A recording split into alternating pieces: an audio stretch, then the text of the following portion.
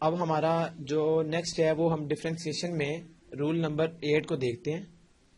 और rule number 8 क्या है? डेरिवेटिव नेचुरल लॉग का, यानी नेचुरल लॉग का डेरिवेटिव अगर हमें आ जाए वो किस तरह हम लेंगे। तो नेचुरल लॉग ऑफ एक्स, इसका डेरिवेटिव बेसिकली क्या होगा?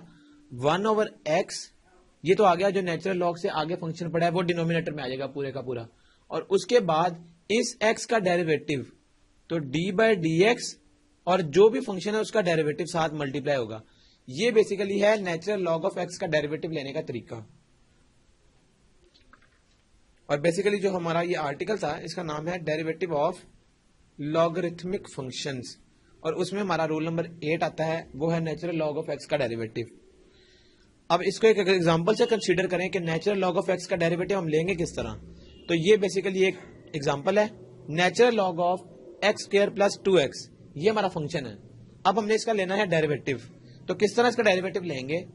हमें पता है कि जो भी फंक्शन होगा उसको हम सबसे पहले 1 के नीचे लिख लेंगे। वो क्या है, यहां पर गौर करें, x² + 2x, ये हमारा फंक्शन है नेचुरल लॉग से आगे, वो हमने लिख लिया डॉट। अब नेचुरल लॉग को छोड़कर बाकी जो फंक्शन है उसका डेरिवेटिव, तो x² का डेरिवेटिव आ जाएगा 2x प्लस, और 2x का डेरिवेटिव सिंपल 2। तो ये हमारा आ गया आंसर, यानी natural log of this function का डेरिवेटिव आ गया ये। इसको अगर फर्दर लिखें तो ये पूरा ऊपर आ जाएगा, 1 से मल्टीप्लाई होकर कोई फर्क नहीं पड़ेगा। तो 2x + 2 divided by x² + 2x, ये हमारा रिजल्टेंट है। इसके बाद नेक्स्ट हमारा जो है वो है रूल नंबर 9, और वो किसके मुतालिक है? वो बेसिकली जिस तरह हमने नेचुरल लॉ को स्टडी किया इसी तरह हमारे पास जो दूसरा है वो है लॉग ऑफ a और आगे x, लॉग a और आगे इसकी आ गई x। तो इसका हम किस तरह इसका लेंगे डेरिवेटिव? तो इसके डेरिवेटिव में इसका रिजल्टेंट क्या होगा? ये जो भी आगे फंक्शन है जैसे x है, तो ये x कैसे आ जाएगा? इधर 1 में, और उसके बाद गौर करें तो जो भी ये लॉग ऑफ a है तो इसको हम नेचुरल लॉग ऑफ a बना लेंगे इस तरह। ये हमारा क्या है? ये हमारा डेरिवेटिव है लॉग a x का, लॉग बेस a और आगे x उसका आ गया। तो 1/x ये वाला फंक्शन नीचे आ जाएगा, और 1/log a, natural log a, यानी ये कॉमन लॉग है हमारा। तो कॉमन लॉग का डेरिवेटिव क्या होगा? 1/x 1/नेचुरल log of a। तो इसको अगर हम एग्जाम्पल से कंसीडर करें तो ज्यादा बेहतर है। यानी हमारी जो एग्जाम्पल है वो है if y = log 10 ax² + bx + c। Let suppose ये हमारा फंक्शन है। अब हमने इसको सॉल्व करना है, तो डायरेक्टली इसको किस तरह सॉल्व करेंगे? गौर करें तो ये वो ऊपर वाला केस है, रूल नंबर 9 हम अप्लाई करेंगे। तो किस तरह होगा इसका आंसर? ये इसका रिजल्टेंट आएगा, गौर करें 1/x, ये वाला x था, तो इसमें x है, ये पूरे का पूरा फंक्शन, तो पूरा नीचे आ जाएगा ax² + bx + c, ये हमारा पूरे का पूरा फंक्शन इधर आ गया। इसके बाद डॉट 1/नेचुरल लॉग ऑफ a, तो इधर a हमारा 10 है बेसिकली, गौर करें ये 10 है, तो 1/नेचुरल लॉग ऑफ 10 ये हमारा आ गया। तो ये हमारा बेसिकली क्या है? ये हमारा रिजल्टेंट है। तो इस तरह हम इसको सॉल्व करेंगे, यानी ये फंक्शन 1/दिस डॉट 1/नेचुरल लॉग ऑफ ये 10 आ जाएगा, a की जगह 10। तो सिंपल ये हमारा रूल नंबर 9 है। इसके बाद अगर हम फर्दर मूव करें तो नेक्स्ट जो हमारा आर्टिकल है उसका नाम है डेरिवेटिव ऑफ हाइपरबोलिक फंक्शन। अभी तक हमने सिंपल ट्रिग्नोमेट्रिक फंक्शन को स्टडी किया, अब हमारे पास क्या है? हाइपरबोलिक फंक्शन के डेरिवेटिव्स। तो वो किसके बराबर हैं? गौर करें, hyperbolic function means sine hyperbolic x, ये हमारा एक हाइपरबोलिक फंक्शन है साइन का। इसी तरह कोसाइन का, टेंजेंट का, कोटेंजेंट का, कोसिकेंट का और सीकेंट का, ये हमारे 6 ट्रिग्नोमेट्रिक फंक्शन है हाइपरबोलिक। अब इनका डेरिवेटिव किसके बराबर होगा? अब इसको अगर हम देखें तो साइन हाइपरबोलिक एक्स का डेरिवेटिव है कोसिकेंट हाइपरबोलिक एक्स, ये हो गया साइन का डेरिवेटिव। इसके बाद जो साइन हाइपरबोलिक एक्स का डेरिवेटिव है वो है कोसाइन हाइपरबोलिक एक्स, यानी साइन का कोसाइन है, और कोसाइन का क्या आएगा, साइन हाइपरबोलिक एक्स। ये याद रखें, ये कोसाइन है, कोसिकेंड नहीं है। कोसाइन हाइपरबोलिक एक्स डेरिवेटिव है साइन का, और कोसिकेंड हाइपरबोलिक जो कोसाइन है, कोसाइन का डेरिवेटिव है साइन हाइपरबोलिक एक्स। ये दोनों में फर्क आ गया, यानी साइन का कोस, साइन का कॉस है, कॉस का साइन है, ठीक है। इसके बाद टेंजेंट हाइपरबोलिक एक्स का डेरिवेटिव जिस तरह सिंपल वाला था उसमें था सीकेंड हाइपरबोलिक एक्स, मतलब सीकेंड एक्स। जो सिंपल ट्रिग्नोमेट्रिक फंक्शन था टेंजेंट एक्स, उसका डेरिवेटिव था सीकेंड स्क्वायर एक्स। तो टेंजेंट हाइपरबोलिक एक्स का डेरिवेटिव क्या होगा, सीकेंड हाइपरबोलिक स्क्वायर एक्स। इसमें सिर्फ हाइपरबोलिक का स्क्वायर आ जाएगा। और उसके बाद कोटेंजेंट हाइपरबोलिक एक्स, ये किसके बराबर आएगा, ये बराबर आएगा minus cotangent hyperbolic x cosecant hyperbolic x. और कोसिकेंड हाइपरबोलिक एक्स का क्या आएगा, ये था कोटेंजेंट, कोटेंजेंट का आएगा माइनस, सॉरी, कोटेंजेंट का जो डेरिवेटिव आएगा हमारे पास कोटेंजेंट हाइपरबोलिक एक्स का,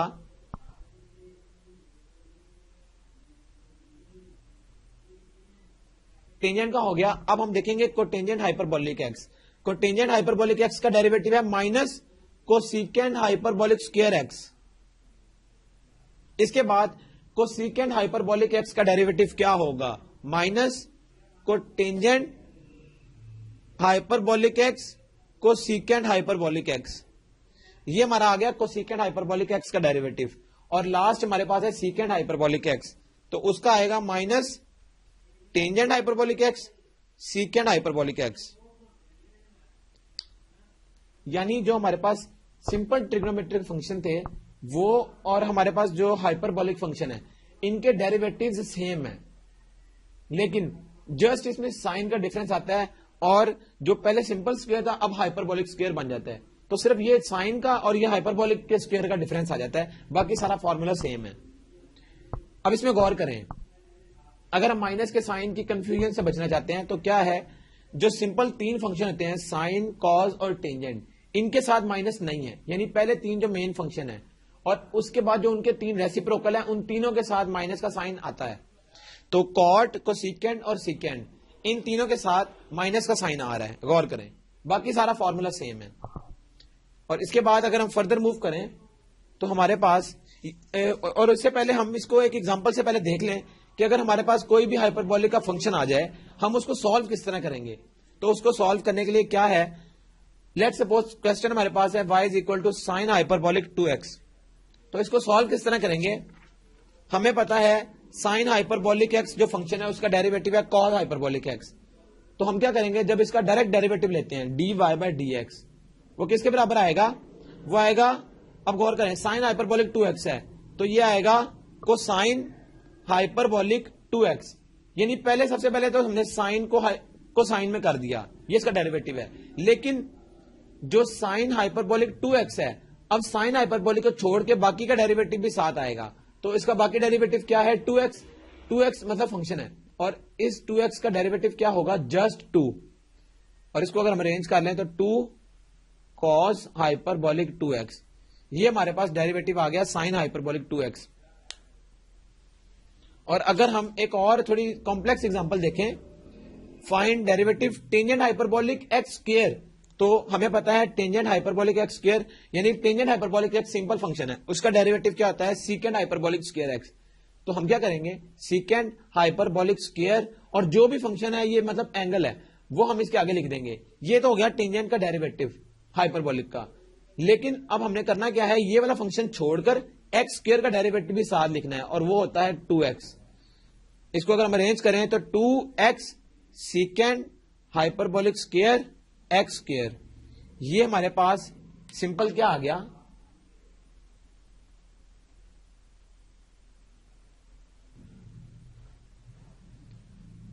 तो सीकेंड हाइपरबोलिक एक्स स्क्वायर फंक्शन था और उसका डेरिवेटिव क्या आएगा, मतलब tangent hyperbolic x square function था, उसका डेरिवेटिव आ गया सीकेंड हाइपरबोलिक स्क्वायर एक्स स्क्वायर।